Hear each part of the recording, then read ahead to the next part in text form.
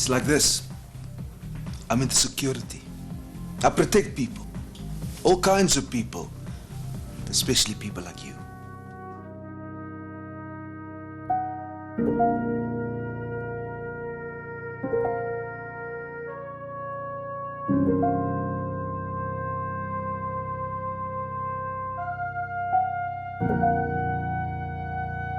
This video dives into the gritty underworld of Cape Town, focusing on a notorious gang from Woodstock called the Terrible West Siders. Recently, they've made headlines for a string of hits and failed assassination attempts across the Cape.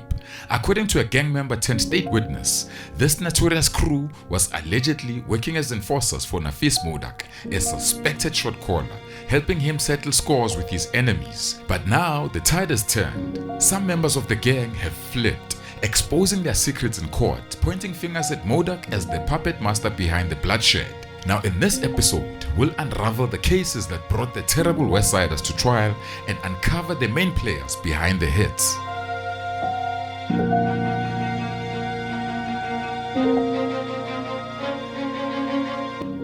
While Nafiz Modack battles a mountain of charges in court, one of the most shocking revelations came from a protected witness referred to as Mr. A. He confessed to carrying out hits as a member of the Terrible West Siders under Modack's orders. To protect him, the court has concealed his identity, but his testimony sheds light onto the gang's dark operations. Now Mr. A revealed that the gang based in Woodstock took orders from Modack through an alleged middleman, Ziad, carrying out multiple hits including 3 where Mr. A himself pulled the trigger. He also named Bubbles as the gang's shot caller, controlling the Westies from the shadows.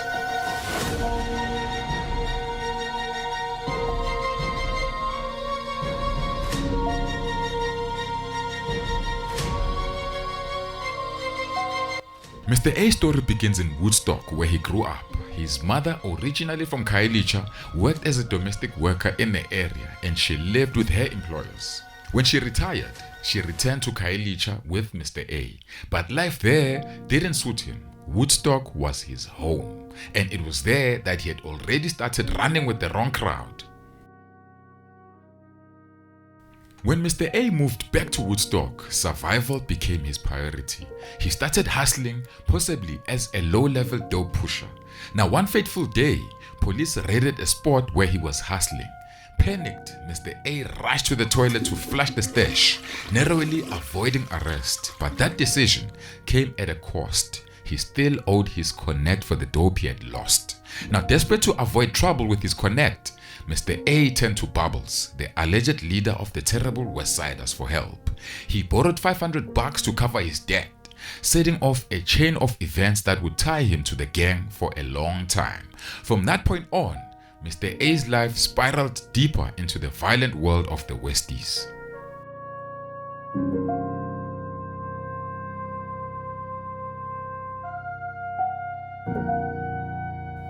In 2019, an alleged underworld figure, Andre Node, narrowly escaped an attempted hit. Known for his connections with Jerome Boysen and the late Mark Liffman, Andre found himself in the crosshairs of a shooter after leaving a restaurant with his son. As he got into his car, a vehicle parked beside his suddenly sprang to life. Andre had doors open. Before he could react, a man leaned over, hammer in hand, and went to work. Thinking fast, Andre darted around his bakkie, using it as a shield, while the shooter relentlessly pursued him with shots. Miraculously, every shot missed. Now, moments later, the attackers sped off, leaving the scene with no injuries reported. Now, according to a state witness, the notorious Terrible West Siders were behind this botched hit, and it's alleged that Mr. A himself could have been the triggerman. But the chaos didn't end there. Later that same year, in September of 2019, another chilling incident sent shockwaves through Cape Town. Richard Joseph, a tow truck driver for CF Towing Services, was hit while sitting in his parked tow truck in Blackheath. The hitter, a lone assailant, approached the tow truck and went to work, leaving Richard's lifeless body in the driver's seat. Now, after the brutal job, the suspect vanished on foot. The Hawks investigation uncovered a grim truth. The shooter was identified as Mr. A. Now, reports suggest that he carried out the execution under direct orders from Nafiz and Ziad. solidifying his role as a dangerous enforcer in the Cape Town's underworld. And that was not the end of it. Hawks detective Nico Heerskap was hot on the trail of Nafiz Modack, investigating him for a vehicle finance scam. Now, according to Mr. A, this put Nico in Nafiz's crosshairs and a deadly plan was set in motion. Nafiz allegedly ordered a hit on Nico, assigning the job to the terrible Westsiders, with Bubbles leading the operation. The reward was a hefty 60,000 rands for the hitter. Now, Bubbles approached Mr. A to carry out the job, but delivered a chilling warning that if he takes the job, he must know that there's a big chance that he won't get away with it because the target is too high profile. But despite the risk, Mr. A accepted the job. The four-man crew from the Westsiders loaded into a Mercedes-Benz, which later was linked to Nafiz's brother. They made their way to Melkbos Strand. There, they waited in the shadows near Nico's house, scanning for their target. Hours passed until a Toyota Land Cruiser finally pulled out of the driveway. Believing their target was inside, Mr. A crept towards the driver and went to work, unleashing a barrage of shots. Now, the victim was taken out instantly, but moments later, it was discovered that they had taken out the wrong man. The victim wasn't Nico, but his father. Now, for this botched assassination, Mr. A received a mere 5,000 rands, a fraction of the promised payout.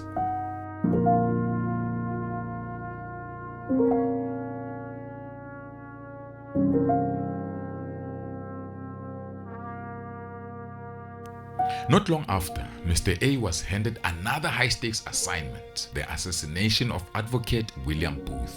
Now, according to Mr. A, the bounty for the job was an eye-watering 3 million rands. Now, Booth became a target in retaliation of the murder of Pete Mihalik, an advocate who had represented key underworld figures in Cape Town, including Nafiz Modack. This was during a fierce turf war over control of the city's lucrative nightlife scene. Now, the war had pitted a well-established faction tied to the late McLiffman and Jerome Boysen against a faction led by Nafiz Modack. Now, Mihalik found himself caught in the middle. Now, according to Mr. A, money was put on Mihalik's head because they wanted to weaken Nafiz's legal counsel. The price on Mihalik's head was set at 1 million rands. Now, a tavern owner from Guguletu, previously convicted of armed robbery, was tasked with assembling a team to carry out the job, but instead he handed the job to a taxi owner from Nyanga, who then contacted 2 hitmen from KwaZulu-Natal. Now, the hitmen were each paid 250k, while the taxi owner pocketed the 500k. Now, the hit was executed with precision. Mihalik was taken down, but the operation unraveled when CCTV cameras captured both the shooters and the getaway car. Before the suspects could return to KZN, they were arrested, leaving a trail of evidence. Now, rumors circulated that the head had been ordered by Jerome Boysen, a rival of Nafiz Modack, but it has never been proven in court.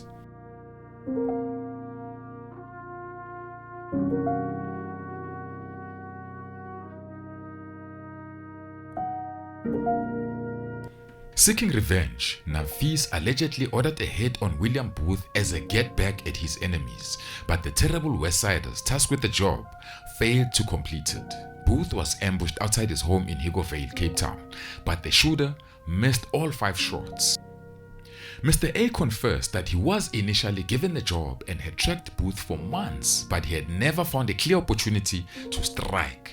Now, the task was eventually reassigned to other members of the terrible Westsiders. Now, according to state witnesses, Nafiz's alleged middleman Ziad provided the vehicle and possibly the hammers for the hit, while Bubbles orchestrated the operation from prison via cell phone.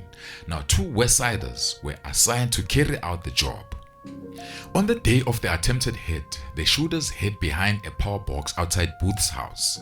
When Booth stepped outside, one of the men opened fire but missed all 5 shots, forcing the team to flee.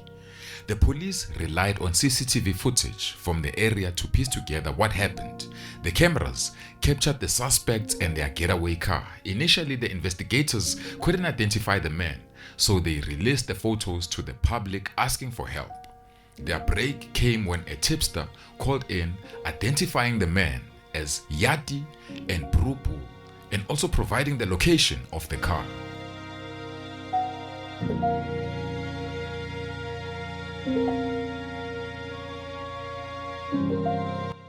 Acting swiftly, the police raided the address in Woodstock, finding the vehicle and its driver. Now the driver soon turned state witness, unraveling the plot and implicating everyone involved. As the trial unfolded, shocking revelations came to light. One of the shooters confessed to the attempted hit and pointed directly at Bubbles as the leader of the gang and the mastermind behind the operation. While the testimony played out, Bubbles sat in the dock, visibly irritated. When the court took a break, his anger boiled over. Without a warning, Bubbles punched the gang member who confessed in the face right in the courtroom. Now Nafiz, standing nearby, didn't even intervene. Instead, he casually stepped aside, seemingly letting them handle it like gentlemen. Now witnesses claim Bubbles shouted "Semase" as he struck the man. Now the judge was furious. He issued a stern warning. If such behavior happened again, he would have the defendants chained hand and foot during future appearances.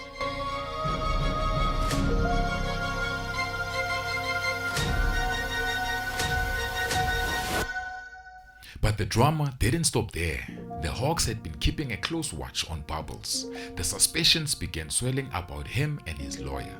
Those suspicions came to light when the courtroom descended into chaos. After a startling discovery, police allegedly found dope, take to be specific, in Bubbles' possession. Rumors spread that the dope may have been smuggled to him by his lawyer. Now the fallout was immediate. During the proceedings, Bubbles' attorney formally withdrew from the case, citing dope allegations. Now the incident left the court in shock, with the case taking yet another dark and unpredictable turn.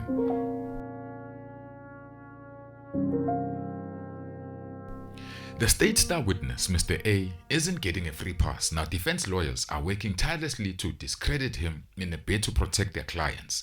Now the self-confessed hitman faced intense grilling on the second day of cross-examination. Now in his testimony, Mr. A claimed he was given various addresses to track down William Booth by Ziad, who allegedly promised him 3 million rands for the hit. Now Mr. A testified that the job was financed by Nafiz, with Poole acting as the middleman. He claimed that Ziad handed him a car and a hammer to follow Booth and execute the plan. But advocate Bashir Sibda, representing Nafiz, wasn't buying it. Now Sibda questioned the hitman's credibility, pointing out glaring contradictions in his story. This is what he said: "How could you agree to kill Booth for 3 million rands when you also told this court that Modack failed to pay you for his previous debt?"